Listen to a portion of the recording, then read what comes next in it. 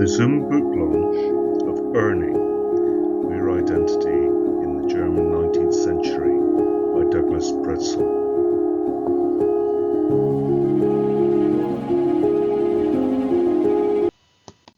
Many thanks, Birgit, and thank you to Douglas for the opportunity to say a few words about your fabulous book and really contribute to launching it into the world with the fantastic University of Toronto Press.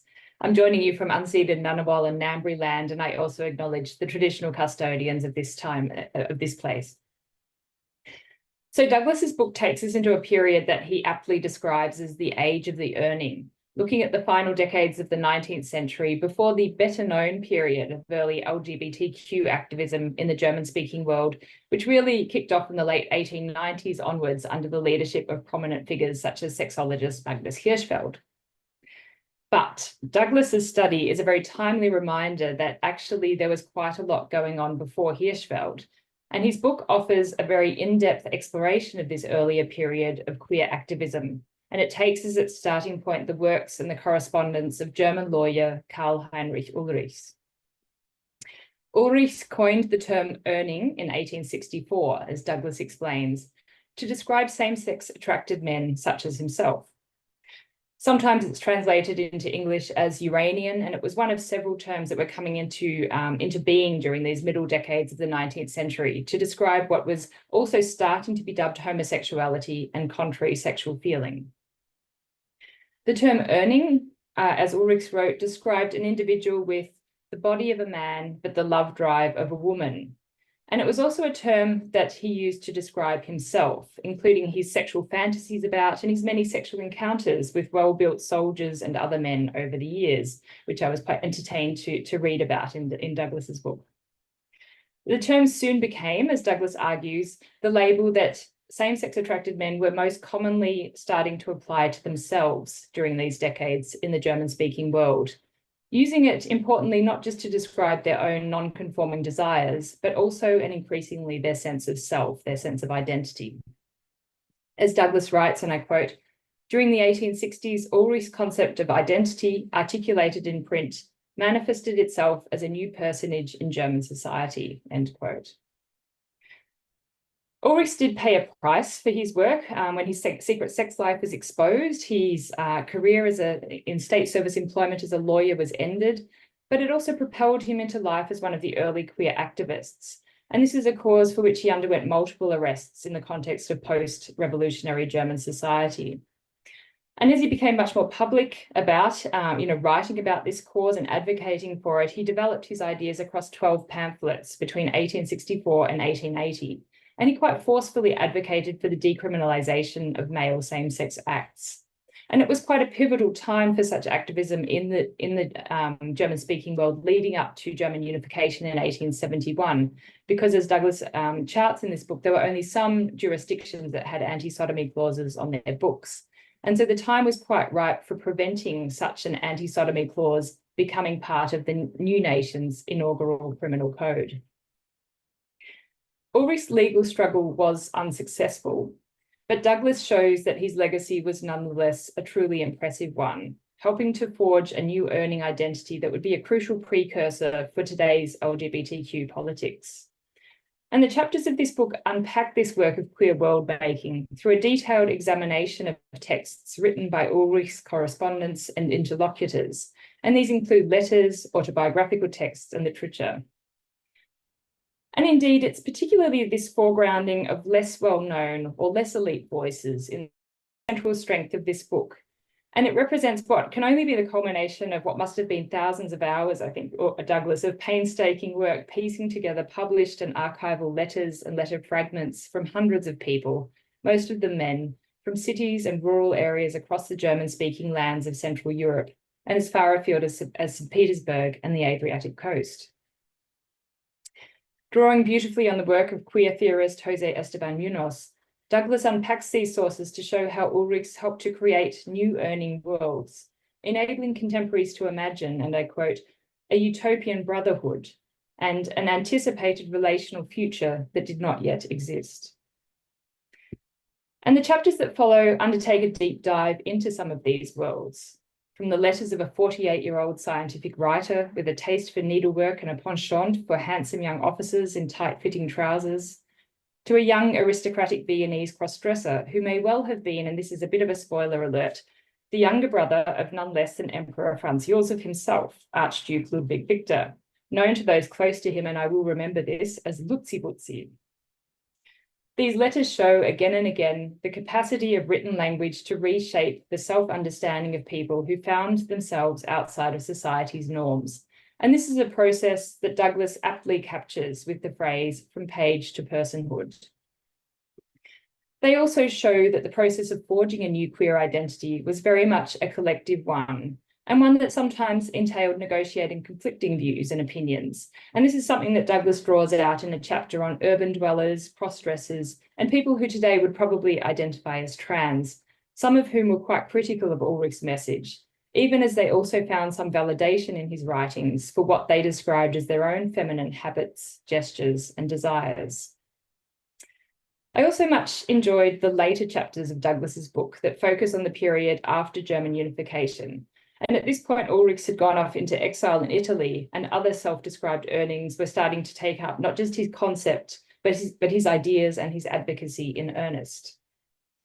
These include bold young Swiss man, Jakob Rudolf Forster, who faced multiple prison sentences for his grassroots activism in Zurich and St. Gallen, and who kept what Douglas describes as a staggeringly indiscreet notebook detailing his many lovers, including, as he recalled, men, civilian and military, even an amiable Zurich policeman. Douglas also traces how elite literary publisher Adolf Blase persuaded senior members of the Berlin police, including by taking them off to Urning balls and night spots, to take a more liberal approach to policing, one that focused less on policing same-sex attracted men themselves than the blackmailers who quite persistently targeted them. There's also an important chapter examining some of the case studies of prominent Austrian-based psychiatrist Richard von Krafft-Ebing. And this chapter really emphasizes the agency of the Urning men themselves in these medical interactions. And one stuck in particular in my mind, a 20-year-old medical student who declared that, quote, although I am aware of my abnormal inclinations, I do not want any change in them, end quote. And finally, Douglas traces the transportation of Ulrichs' concepts well beyond the German-speaking world, including through correspondence with prominent English writer John Addington Symonds. I'm sure many of you have heard of Symonds, who later co-authored with Havelock Ellis a path-breaking study of sexual inversion, really helping to solidify and make concrete a modern public idea of gay identity in the English-speaking world as well. So I hope that these snapshots convey something of the rich tapestry that Douglas's book presents, of analyses of individuals whose lives intersected with, were inspired, and at times provoked by Ulrichs and his writings. And it ends in 1897, when Hirschfeld and others formalized the world's first gay rights organization in the form of the Scientific Humanitarian Committee. I'd like to conclude by drawing attention to the book's dedication to our esteemed and sadly deceased colleague in queer German studies, Robert Dean Tobin. Bob had the pleasure of reading an earlier version of Douglas's manuscript, and he very rightly described it as an exceptionally well-written and clearly argued study that would, he was sure, find resonance throughout the world. Douglas, I'm confident that the book is already starting to live up to this promise, and I offer you my really warmest congratulations on its publication. It's a study of late 19th century queer experience and queer identity that does really important work in fleshing out a series of key moments and key sites for the modern history of sexuality. And so I hope that it continues to resonate well into the future, and congratulations again.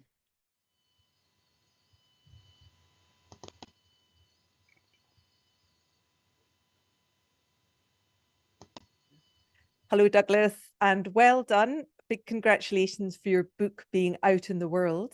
I really enjoyed reading your book, Urning. I learned a great deal in the process, got such an insight into the lives of queer Germans in the late 19th century. Anyway, my first question to you is, what first sparked your interest in this period of history? Yeah, so back in 2008, I was living in Munich in Germany, and I had been invited to a gay festival that was taking place in the Glockenbach Viertel, which is the gay area of Munich. And specifically, it was taking place in a little square called Karl Heinrich Ulrichs Platz. And someone told me that he was very important in terms of queer history. So I went back and looked him up on the internet and was astonished by what I found. He was utterly fascinating, and I've been reading about him ever since. So Ulrichs himself does play a big part in your book. However, he's not the main focus of the book. Instead, this is really a book about his Urning followers, which I think or believe makes it pretty unique. Yeah, so, Ulrichs' biography has been written about very effectively by Hubert Kennedy. Other people have engaged with his writings. What I wanted to do was something quite different that other people hadn't done, and actually look at how Ulrichs was received. So turning the lens round onto the same-sex attracted men who read and responded to his pamphlets. And what I found was this weird elision in the literature. It's as if when Ulrichs put his pen down on his last pamphlet, the queer world of Germany went to sleep until Magnus Hirschfeld founded his first association in 1897. I just didn't think that was credible. I call this the Sleeping Beauty hypothesis. And I wanted to show that there were people calling themselves Urnings who were active in Germany in the years between Ulrichs' activism and Magnus Hirschfeld's organization. So was that your only motivation? I noticed that in your introduction, you wrote a lot about Michel Foucault and his history of sexuality. Yeah, so the study of the history of sexuality has only been around for the last few decades. Foucault was one of the first theorists to write about the history of sexuality, and what he positioned right at the beginning was this discursive shift in the 19th century from law, religion through to psychiatry, with the homosexual as a production of that discursive shift. Now, what I was interested in, people have criticized Foucault for his chronology and his etiology, but I was interested in what he pinpointed as this point in time to look at what really went on, to actually give justice to his original postulation and look at what was happening with identity at this period in time. So this is your attempt to fully explore the real history. You use a fascinating range of source materials. Yeah, so this is an epistolary history. It's a history largely written from the letters that were sent to Ulrichs. It also uses autobiographies, autobiographic case studies, and various journalistic pieces. But in every case, I've preferenced the words of same-sex attracted men over anyone else. And what sort of new things did this help you discover? Well, at the very simplest level, it helped me understand how individual people saw their sexual selves in this pivotally important point in history.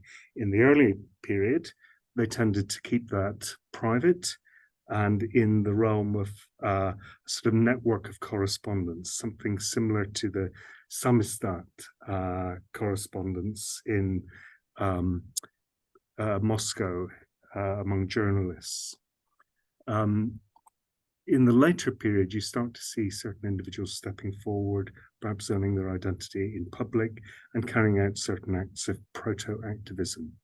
It must have been an incredible time for the men who first encountered the Urning identity back then in the 1860s. Yeah, you have to remember it was something completely new for most of these men. There had been things written previously about sexuality, but nothing that had inspired individuals to take on a name. So to get an idea of what was going on, you have to really look at how people described themselves before Ulrichs came along. Now, there is one account, and I've got a quotation here that I'm just going to share with you, read by the actor Andrew Piper.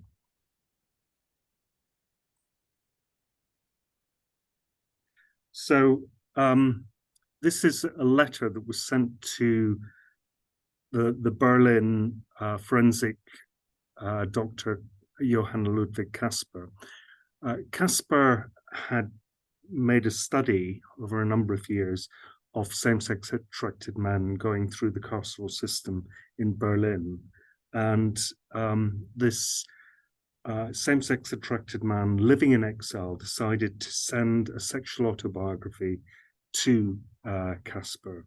And this is a quotation from that, read by Andrew Piper. But in my heart, a voice spoke so loudly that I thought I heard it in the room. Go to the linden trees. Rarely or never had I entered the inner promenade. It was before '48 and the lighting was probably not as brilliant as today. I left without knowing and had already forgotten the words. After some time, a gentleman joined me. He spoke kindly to me, and we made it to the Tiergarten. I felt a wonderfully blissful feeling when he pulled me to him, kissed me passionately, and finally touched me and satisfied my nature through masturbation.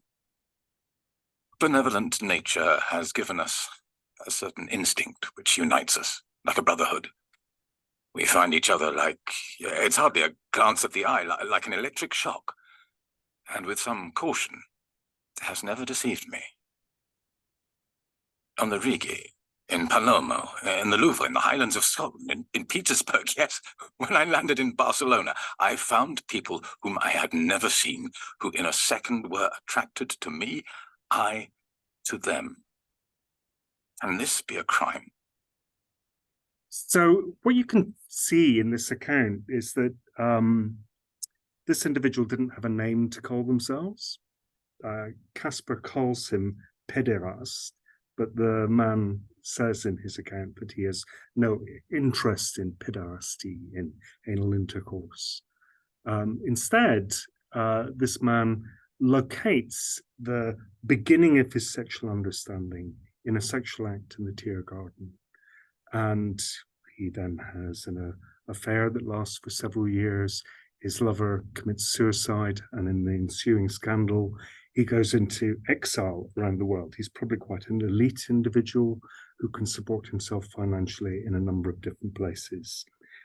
Caspar tells us that he has not encountered anyone with as noble a sense of sexual self among the people going through the carceral system in Berlin. And it's quite likely that he was highly unusual in this, and that probably more likely individuals at this time, certainly in the city areas, would have the beginnings of sexual self-understanding through an uneasy accommodation of their sexual selves, or even a high degree of shame about their sexual selves, but no a sort of inchoate sense of identity at this time.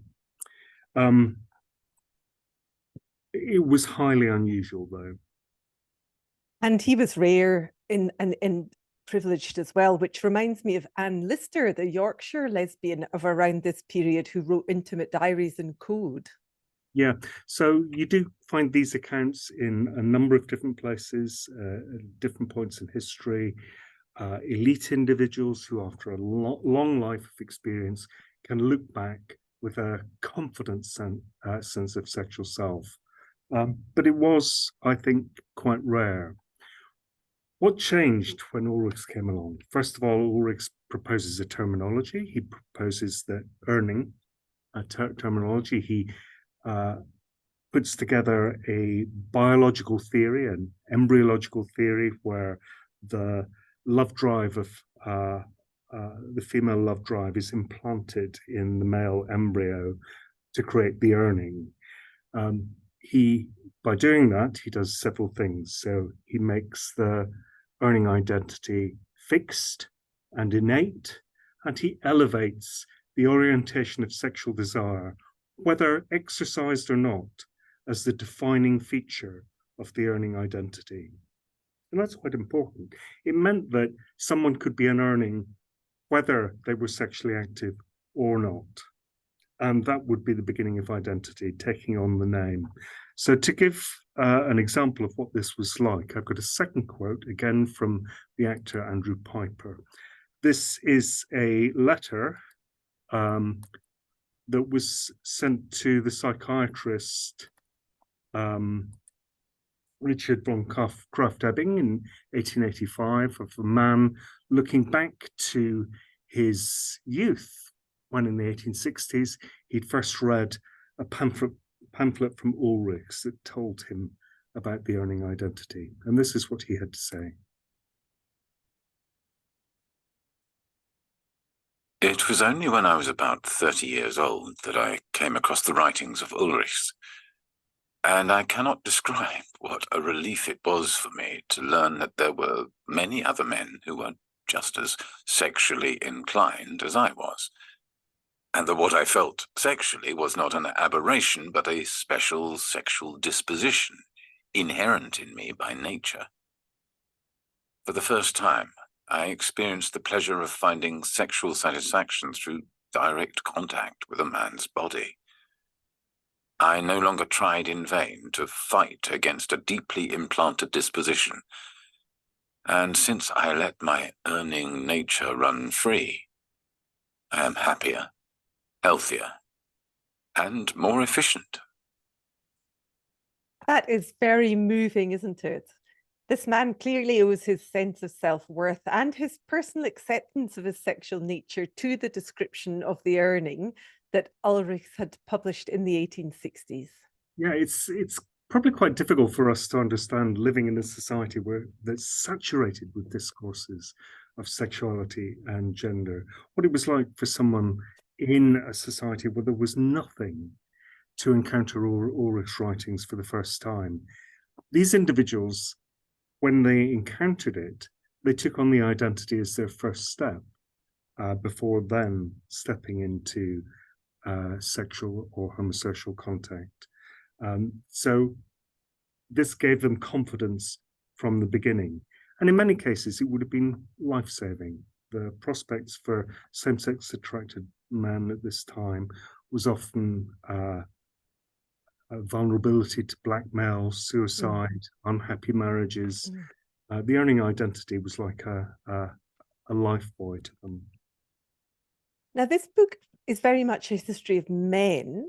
I wondered what was happening with women at this period and where were the lesbians? Yeah, so Ulrichs did formulate a terminology for women. He called lesbian women Urninde or Urningen. But there's no evidence that any took on the name. There are no letters, although Ulrichs appealed for women to write to him, none did, or at least apparently none did. When you look in at the psychiatric literature, there are a lot of case studies that are written, autobiographical case studies that are sent to the psychiatrist Richard von Krafft-Ebing. And what you see there is among the men who send these in, almost all of them use Ulrichs terminology, but none of the women do. None of the women use any terminology for themselves. In first time you come across a woman using Ulrichs terminology, it's in 1904, Anna Röhling giving a speech in Berlin where she looks back at what lesbians had been doing in the late 19th century and says that really for most of those decades, they were active in the women's movement, in the feminist movement, sublimating their sexual rights in the fight against the patriarchy. And you do see some of the leading feminists from this time, for example, Anita Augsburg, were themselves lesbian. So it seems that the coming together of the two communities of same-sex attracted men and same-sex attracted women didn't actually happen until the early 20th century, after the period I'm examining. So this is a history largely of same-sex attracted men. You profile several prominent Urnings who were activists after Ulrichs had left the scene. These stories are fascinating, but I wonder who is your favorite? Yeah, my favorite's Jakob Rudolf Forster. I should shout out here for René Hornung and Philip Hofstetter, who've been a tremendous help to me. We've exchanged an awful lot of documents because they're writing their own book about Forster, which will be coming out in the next couple of months. So congratulations to them, and thank you for all the help that you gave me. So the thing about Forster is, in contrast to nearly everyone else described in this book, he's not from an elite privileged background. He was an autodidact from the countryside in St. Gallen, and he's a sort of wheeler-dealer businessman who he's liquidating the assets of a failed business when a railwayman called Wilhelm Kleber notices that he's probably an Urning and hands him one of Ulrich's pamphlets. Forster is so astonished by what he reads in the pamphlet that he goes to Ulrichs, who's by this time in Stuttgart, and studies with him for 3 months before then going back to Zurich, setting up a matchmaker business, and under cover of that business, starting to do some grassroots homosexual organizing in Zurich. He's thrown into prison over and over and again by the authorities to try and stop him doing this, but every time he comes out and starts again. So he's quite a remarkable character. It's an amazing story. He was incredible for his resilience and his good-hearted enthusiasm. Another good character to talk about was the chap who worked with the Berlin police. Yeah, so historians have talked about the reform of the Berlin police to a more sort of pro-homosexual position in the 1880s and 1890s. And they've tended to ascribe that to the policeman Leopold von Mirscheid-Hülsen. What I did is I went back and reappraised the primary sources and came to a different conclusion, that the agent of change was an individual called Adolf Glaser, who was a close friend of Mirscheid-Hülsen, that they worked together on the reform of the police service and its attitude towards blackmail and homosexuality. And why did all this happen in the German-speaking world, really, and nowhere else? Yeah, so Germany in the 1860s was in a position of sort of transitions. It had been a fractionated state, 39 individual states. Everyone expected there was going to be some kind of big crisis that would bring unity to these states, make them a single country. So there was a certain amount of utopianism in the air. The fractionated state meant that censorship was a little more lax than other countries. It also meant that there was a diversity in the laws relating to same-sex attracted people. So some places had no laws, some places had laws. And into that lacuna, Ulrichs could bring his campaign. It's no surprise that around about the same time, you get the first grassroots feminist organizations, the Social Democratic Party founds, the first trade unions take off. This was a utopian period where certain people were looking towards a future of progressive reform. And Ulrich's work, it did spread within the German-speaking world, but it never got to the UK at that period. Yeah, so you start to see the terminology and the ideas from Germany appearing in the countries around it. So in Belgium, in Italy, in Austria, in Hungary. But you don't see it appearing in the UK until the 1890s. And that's because the vector for that transmission was an individual called John Addington Symonds, who was a correspondent of Ulrichs. He was writing a sexual autobiography and suddenly realized that his own ideas, which were derived from the poet Walt Whitman, were inadequate to him describing his sexual nature. So he went off and read the works of Ulrichs, read the works of Krafft-Ebing, and that transformed his view. And on the back of that, he wrote a pamphlet that was sent to London describing all of these ideas. And in the years after that, a community of people calling themselves Uranians starts to appear in London in the 3 years before the Wilde trial. He also collaborated with the sexologist Havelock Ellis on the first work of sexology in English. He died sadly before it was produced, but Symonds' influence can be seen in a certain masculinization of the sexology, so that the effeminacy of Ulrichs' Urning identity is somewhat translated into English as a more masculine identity. Mm.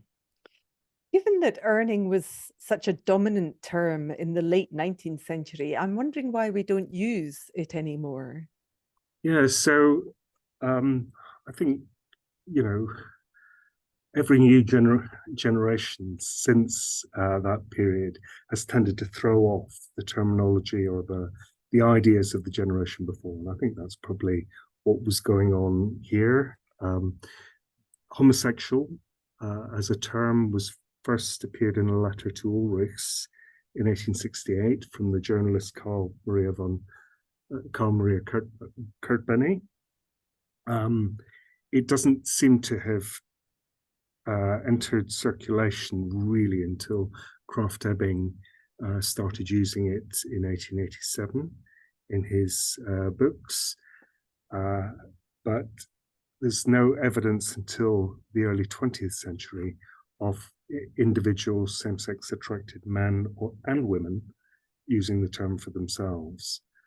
Looking back in the 1940s, Kurt Hiller, who became active in the queer activist scene in Germany from about 1909 onwards, he remembers the Urning as being elderly, effeminate, and slightly deformed, which probably reflects that the people most loyal to the old terminology were the people who'd first encountered it in the 1860s, who were by then elderly men, and it tended to be the more effeminate ones. Oh, well, thank you so much, Douglas. This has been really interesting. I did enjoy reading the book Urning very much, and I'm sure that many people who are watching today will also enjoy reading it. It's a thoroughly fascinating period in history.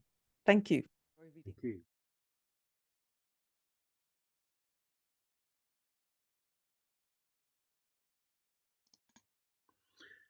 We know, for example, that Ulrich circulated the pamphlets by posting them out to all and sundry, but do we know from the men who first responded to his ideas how they heard about them?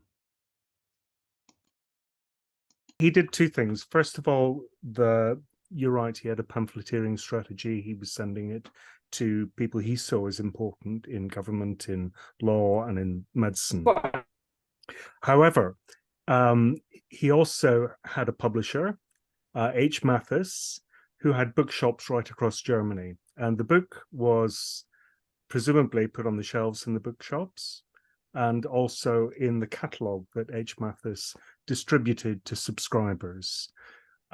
So I would guess that most of the very first responders to Ulrichs, the first Urnings, if you like, who responded to Ulrichs, probably either saw the pamphlet in the bookshop or ordered it from the catalogue.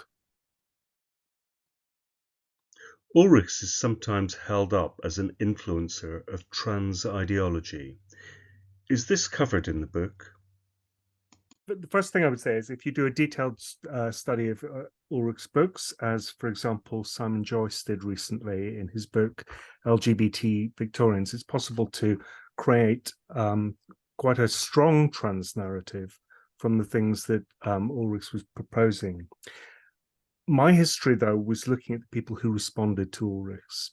And other than, I think, 2 or 3 letters where individuals were saying that privately they dressed as women and lived as women in a private setting, there wasn't any strong sense of the trans identity coming through in people who were writing to him.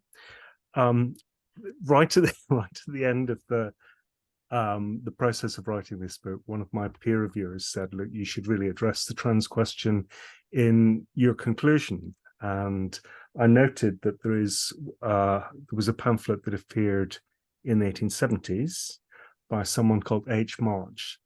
Now, this is one of the mistakes in my book. I'm hoping it is the only mistake. I call this individual Dr. Heinrich Marx. The individual is not a doctor, presumably, and we don't know the first name. It's just H. Marx. But this individual was writing either from a personal perspective, but writing in as if they were talking about someone else, of something that is like a proto-trans identity, and proposes setting up an organization of people who feel the same way.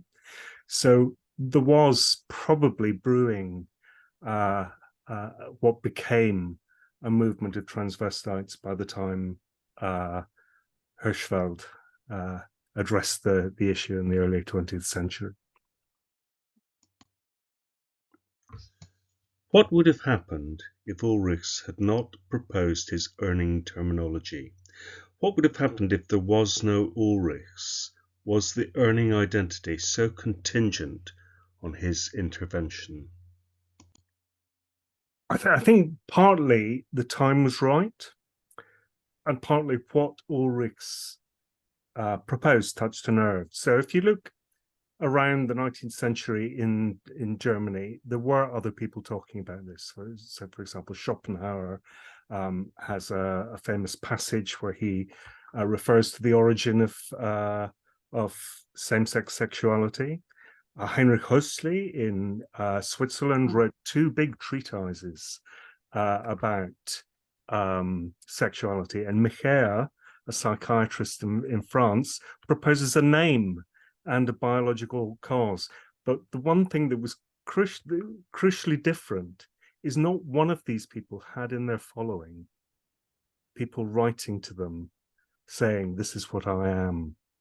It was unprecedented what happened when Ulrichs published his pamphlets.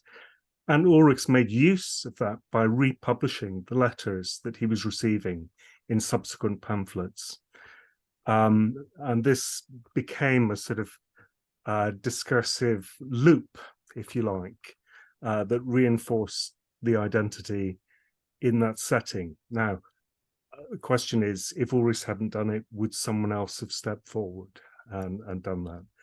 I think we can never answer that question. There were individuals like Kurt Benny and possibly a couple of others who might have been able to start publishing, particularly when the issue came forward in Germany to decide what the anti-sodomy law would be in the Kaiserreich, in Imperial Germany after it united.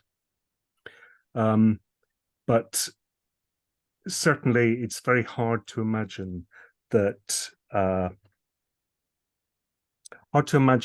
or see anyone else who could have stepped up in this way. Ulrichs was a very unusual individual. I have this this feeling that he was sort of destined to do this, that he felt from the 1860s this was something he had to do. And it's difficult to think of anyone else who could have been in a similar situation. Can you summarize for us what the main difference is between an Urning and a homosexual? I think the first thing I would say about that is in the psychiatric literature, for example, in Krafft-Ebing's works, he uses the terms interchangeably. So in that setting, there was no difference. In terms of the way they're described at different points in history, there are obviously differences that early historians had noted. Ulrichs stresses a lighter femininity in his early formulation of the Urning that eventually becomes a sort of spectrum from extremely effeminate through to extremely masculine. Whereas in the description of the homosexual that Kurt Benny puts out, this is a masculine identity that has no element of effeminacy in it. A later version of Kurt Benny's work does allow for an effeminate homosexual as a passive recipient of anal intercourse. But you could say that encapsulates the difference between the two of those, and may have been the reason why in the 1890s psychiatrists and then ordinary people started adopting the homosexual rather than the Urning identity. Do you find yourself in sympathy with the Urning as an identity? Yes, I suppose I do, but you have to remember, Kurt Benny's terminology didn't really get published until 1869, and we don't really know if there was much readership of it. So it's really not until the 1890s that it comes in. So for a long time, Urning was the only terminology that was in use. And my guess is people made use of it as a terminology because it was the only one that was there, or the only non-prejudicial one that was around. So yeah, I have I suppose I have a lot of sympathy with the men who took on this identity and started their own acts of activism in the years that followed. Why did the homosexual triumph ahead of the Urning in utility and popularity? And is that because homosexuality allowed for gender normativity? So I think, one of the first things to say is Ulrich stopped writing in 1880, and to some extent the Urning identity had been generated through his works. And once he was, from 1880, once he was in Italy, there wasn't anyone else publishing using that terminology. Krafft-Ebing initially used the psychiatric term, contrary sexual feeling, which had been around for at least a decade before Krafft-Ebing started using it. But he also used Urning in his first two editions of Psychopathia Sexualis. In his third edition, one of his autobiographic case studies, someone says that they had read of the word homosexual in another book, Jaeger's book, and in the very next edition of Psychopathia Sexualis, Krafft-Ebing starts using homosexual and Urning together. The interesting thing is, Krafft-Ebing doesn't actually reflect on why he's using this new terminology. He just uses it. And my guess is the audience of people, and there was quite a considerable audience of same-sex attracted men who were following and reading Krafft-Ebing's works, that would have exerted a literary influence, perhaps, on some of these people to use the new terminology. There's another sexologist at the time, Albert Moll, who wrote 3 editions of his book during the 1890s. The initial book, he uses Urning much, much more than homosexual, but in subsequent editions, it gets to a point where he's using them interchangeably the same amount of times in the book. So obviously, there was a transition in the 1890s where some people were adopting the terminology. Can you say more about the German Urning and English Uranian? Matthew Kaler, for example, is completely against the idea that Uranian comes from Ulrich's Urning. Yeah, I think he was totally wrong, specifically because right at the beginning of this period, you get Symonds, John Addington Symonds, interacting with Ulrichs, reading Ulrich's books, reading Krafft-Ebing's books, and publishing Problem in Modern Ethics, which is circulated widely in London, and uses the Urning terminology, or what his translation of the Urning terminology, Uranian. It is only after the circulation of that pamphlet that you start seeing people using the word, for example, Oscar Wilde using the word Uranian about himself. Can you say anything about the reception of Ulrichs to the east of Vienna, Berlin, and Budapest? So some of Ulrich's correspondence came from, for example, from the area around Breslau, the Oder River. He even had correspondence from Leningrad and Moscow. In most of the cases for the Eastern located people, these were individuals who were either German or German speakers who'd come into contact with Ulrich's works. Why did you use the words queer identity in your book title and not gay identity? Do you think the word urning is more trans-inclusive than the word homosexual from our perspective? First thing I would say is I don't think you can use the word gay here. Gay is so historically located from the 1980s onwards that I don't think it's an appropriate word to use here. I am using the word queer as an ahistoric use of the word queer. So it is to account for the fact that there were several identities with several labels that were coexisting at this time. What I swithered over is whether I wrote queer identities rather than queer identity. However, there is also a reading of Ulrichs that you can do where, because he uses very, very strong proto-trans examples of Heliogabalus and various other examples of people who self-identified as women, that there can be a trans reading of Ulrichs. In terms of the people who were writing to Ulrichs, there were one or two who talked about dressing as women in private. I think the distinction between these individuals and the others who did it as a public drag act was already there in the letters. However, you don't see any strong sense of the proto-trans identity in the letters that Ulrichs was receiving. You don't really see that until Krafft-Ebing's case studies, where there are a number that very strongly express gender dysphoric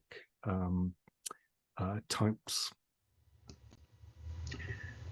Do you see Ulrichs or Kirkbenny's campaigns as having a legal political reform agenda that would pave the way for a Code Napoleon-style reformist ideas to be brought into the Prussian laws for same-sex acts? So none of the German states actually adopted Napoleonic law. What you see in 1813 in Bavaria, Feuerbach, who was the leading legal mind in Bavaria, he produces a brand new legal code that goes much further than the Code Napoleon and takes out all of the non-consensual elements of sexual crime in the legal code. And in the years that followed, Hanover, Baden, Württemberg, and one or two other areas, I think Thuringia as well, they got rid of their anti-sodomy laws as well. Ulrichs could write his books in Hanover, the Kingdom of Hanover, because there were no specific laws that were stopping him doing so. And the publishers who were in Leipzig had defended their positions against censorship very strongly, so that even when Ulrichs published and had the books distributed around Germany, there was only, I think, 2 attempts in Prussia to impound those books and prevent their distribution. In terms of what Ulrichs wanted for the law to be, he held up the Bavarian law much more than he did the Code Napoleon. So he favoured that approach to the law, a very Germanist approach to the law, when reform was talked about in 1868. Now that you have written and published the book, what questions does it raise? What comes next? I think there is work to do on what was happening with the women during this period of time in Germany. There have been one or two, I'm thinking Lillian Federmann and a couple of others who've looked in a small way at this, but I would love to see a history of feminism and lesbianism in Germany over this period, and whether there was any interaction that I missed with the sexual rights of Urnings.